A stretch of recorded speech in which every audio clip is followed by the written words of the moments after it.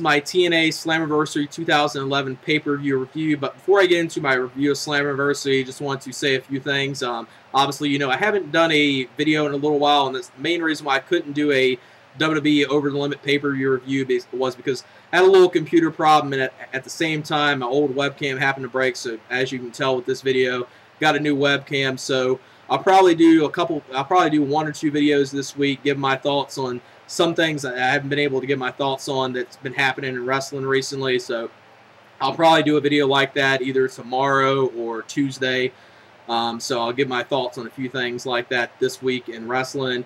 And now let me just get into my TNA Slammiversary review. Now, as far as this pay-per-view, I gotta say it actually was a better pay-per-view than I was expecting. I was actually expecting not that good of a show, but with this show, I gotta say you had a main event that was really good with Kurt Angle versus Jeff Jarrett. Now, I know a lot of people would probably complain, just like I somewhat have a problem with it, but I understand it in this case a little bit. You know, I'm one of those people that always say the main event should always be your World Heavyweight Championship, but in this case, I could at least understand it because this Kurt Angle versus Jeff Jarrett feud has been going on for a long time, and they titled this the Final Battle, so hopefully this is the last time we'll see Kurt Angle versus Jeff Jarrett against each other, and obviously Kurt Angle winning the match. He's the #1 contender right now, so we'll have him in the title match next month. Well, not next month, probably the following month, since next month's pay-per-view is going to be the All X Division pay-per-view, which I'm really looking forward to. Hopefully them doing that concept, the All X Division pay-per-view, they do some good things this year at Destination X, so can't wait to see what they do there. And like I said, since they've had this feud going on for so long with Kurt Angle and Jarrett, it's the Final Battle. It kind of makes some sense.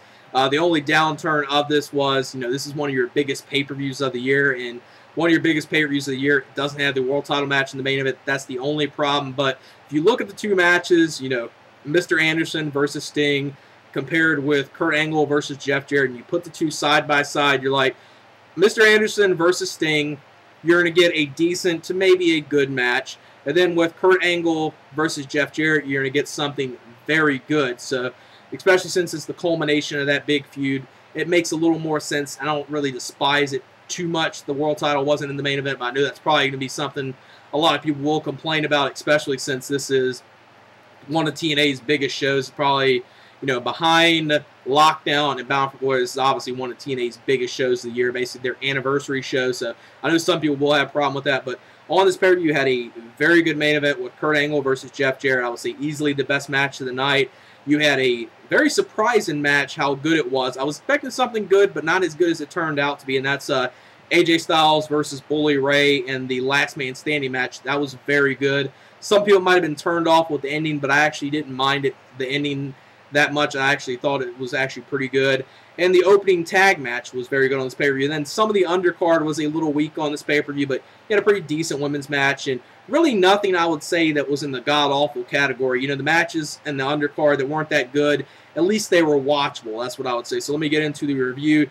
First matchup was British Invasion versus James Storm and Alex Shelley for the Tag Team Championships. This was a very good opener, good way to start the show. Crowd was really into it. You saw some great stuff with Douglas Williams and Alex Shelley in this match, James Storm as well. And they did one part in this match where, you know, James Storm and Alex Shelley, James Storm accidentally spit beer in Alex Shelley's face, and Alex Shelley then accidentally super kicked James Storm. Looks like that was going to be the end. So they did a lot of, you know, near falls in this match with both sides, you know, looking like either side could pick up the victory in this match. Then Alex Shelley hits the sliced bread onto Douglas Williams to retain the championships. Well, for the, you know, newly formed tag team, James Storm and Alex Shelley to retain the tag team championships. A very good opener, 3 1/4 stars. Good way to start the pay-per-view. The next matchup was Scott Steiner versus Matt Morgan. Kind of what you would expect with these two, you know, two big guys taking on each other. You know, you weren't expecting anything great. I would say it was at least a watchable match. And Morgan picks up the victory after hitting the carbon footprint. I would say they could have maybe made it a little shorter because it did kind of drag on in some parts, but it was at least a watchable match. I would probably give it, you know, 1 3/4 stars.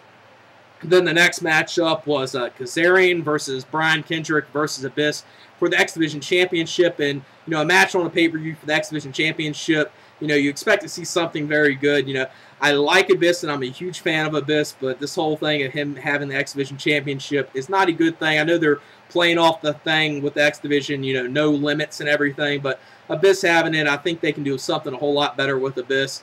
And the way they kind of did this match was, you saw, you know, Kazarian and Brian Kendrick have offense on Abyss in this match, you know, but it was pretty much Abyss dominating for the most part. Then they got some offense in, that they double-teamed Abyss. And, you know, looking like that Kazarian or Brian Kendrick could pick up the win. They did a couple things where they both were going for the pinfall, and they kind of fought each other there. Then Abyss wins the match. He retains the X Division Championship. I'll say at least a watchable match, but something they could do a whole lot better with the X Division Championship, and hopefully going to the next pay-per-view, which is going to be the X Division, you know, type pay-per-view. They have Abyss lose the title before that pay-per-view. Just have him lose it on an Impact going into the show. That would be a whole lot better than having him as the champion at that show. I just don't think it's really working for him. And I would say about 2-star match. The next matchup was Crimson versus Samoa Joe.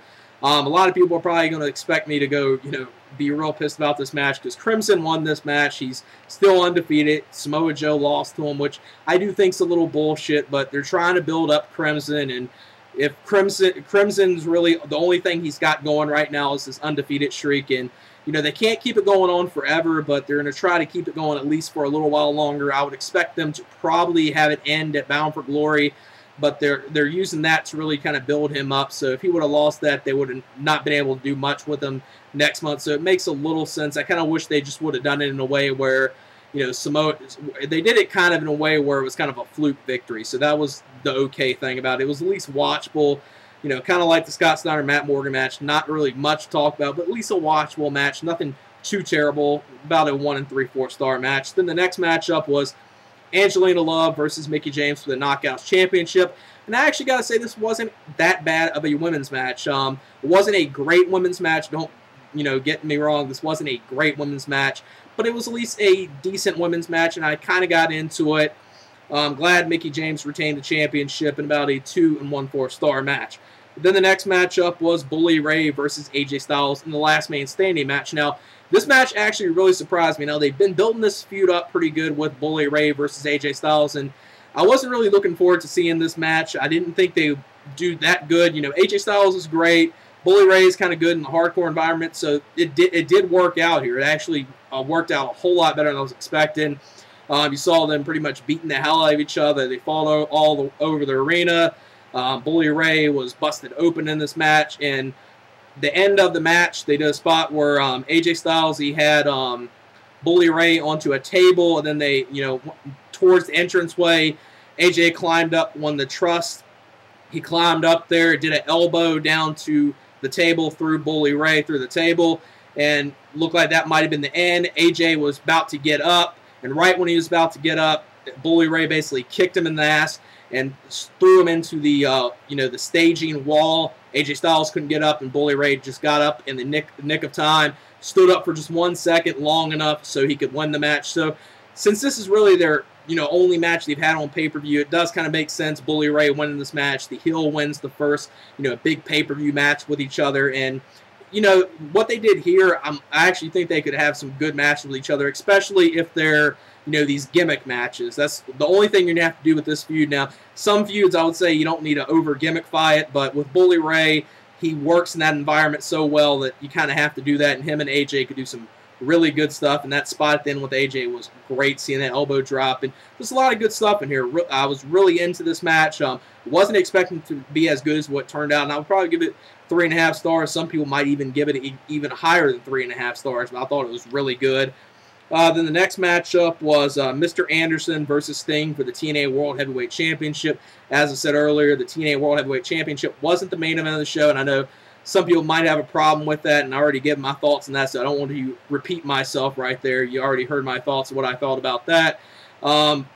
Mr. Anderson and Sting, I thought they were going on having a pretty decent match. Then the ending was terrible. Just booking-wise, it's terrible because the referee, there was a ref bump in here during the match. Eric Bischoff came out there. You kind of expected that. Then the ref basically saw blatantly, Mr. Anderson low-blowed Sting. Before that, Sting, hit the death drop onto Anderson. It looked like, he was going to get the 3 count. Bischoff kind of broke that up a little bit, kind of a little botch right there, the way they did it, because it looked like, that should have been the end of the match, even though Bischoff kind of did stop it a little bit. But the end of the match came, like I said, Mr. Anderson low blows Sting. Referee right seeing it, so you right in the referee's view, so you thought the match was going to end in disqualification, but it didn't. Then he hit the mic check. So Mr. Anderson is your new World Heavyweight Champion. And, I'm not the hugest Anderson fan, but he is over with the crowd. And obviously, him doing this, they're obviously, going to be turning him heel. I don't know if they can completely do that with Anderson, him winning the title this way. And then, looks like the way they did it, you would probably have to turn him heel. So I don't know if he can really get that heel reaction from the crowd, because he's so over with the crowd, and he's one of your most over guys this year in TNA. Then you're going to try to turn him heel. I don't know if that's going to quite work out. So the ending right there was just terrible. That ending, before the ending of the match, I thought was at least decent match. Not like a pay-per-view quality match for a title match, but it was at least decent. I would still give it, about 2 stars. That ending was just terrible, I thought, especially, the way they kind of did it. You thought that should have been the disqualification ending right there. At least booking-wise, it would have made sense, especially since it wasn't a no DQ match. Then the main event was Kurt Angle versus Jeff Jarrett in their final battle match.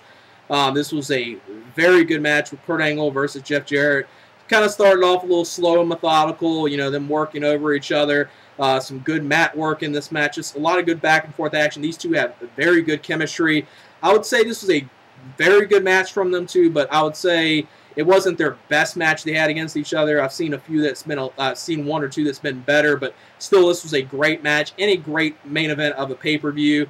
I mean, even though if you have, problems with, this being the main event, the world title match being the main event, but like I said, this was the more superior match, and it was the final match between Kurt Angle versus Jeff Jarrett in this feud, so it kind of made sense. The feud's been going on for so long, so it's okay to have it be the main event. Really like this match. Angle wins it. Angle's the new #1 contender. Angle wins via the ankle lock in this match in a 3 3/4 star match. Easily the best match of the night. And I would say because of this main event and the AJ Styles and Bully Ray match in the opening match, and really the rest of the pay-per-view, sure, the undercard was kind of lackluster, but there wasn't really anything god-awful or terrible on here. I mean, even the women's match was pretty decent and at least watchable, and the other matches were as well. So you didn't really have you didn't have terrible matches on here. So I'll probably would give this pay-per-view about a 7.2, maybe even a 7.5 out of 10. I actually enjoyed this show and actually turned out a whole lot better than I was expecting. So that's it for my TNA Slammiversary 2011 pay-per-view review. All right, peace.